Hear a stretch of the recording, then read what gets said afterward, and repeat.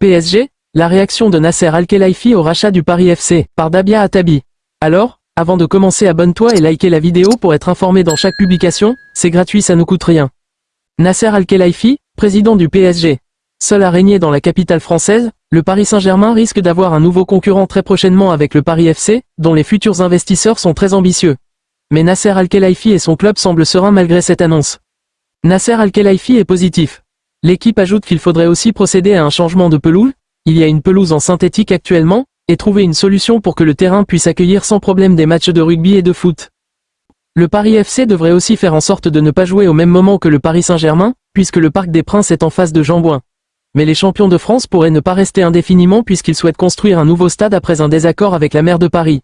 Cette dernière pourrait voir d'un bon œil l'émergence du PFC, qui cherche un nouveau stade où s'installer. Mais nous n'en sommes pas là. Hier, c'était la journée des surprises. Dans la matinée, Red Bull a annoncé l'arrivée de Jürgen Klopp le 1er janvier 2025. L'Allemand, qui a quitté le banc de Liverpool il y a seulement 5 mois, a décidé d'accepter le poste de patron du football offert par la société autrichienne. Quelques heures plus tard, on a appris que Red Bull était impliqué dans le futur rachat du Paris FC.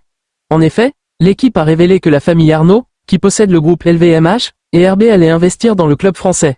Dans un premier temps, le clan Arnaud deviendra actionnaire majoritaire à hauteur de 55% avant d'obtenir 85% des parts du club en 2027, une fois que la famille Ferracci aura totalement passé la main. La suite après cette publicité, de son côté, Red Bull possédera 15% des parts du PFC. Un club qui va entrer dans une nouvelle ère très prochainement. Les futurs investisseurs, qui comptent injecter 200 millions d'euros pour lancer la machine, souhaitent déjà frapper fort lors du prochain mercato d'hiver. Une source proche du dossier a confié à RMC Sport que des renforts loin des standards de la Ligue 2 sont attendus, en janvier. De plus, les futurs actionnaires devront régler d'autres points épineux, notamment le dossier du stade. Depuis un petit moment déjà, Pierre Ferracci confie qu'il ne veut plus que son club joue à Charletti. En effet, il souhaite que le PFC prenne ses quartiers au stade Jean-Bouin. Mais c'est un dossier complexe, puisqu'il faut s'entendre avec le stade français, qui occupe les lieux.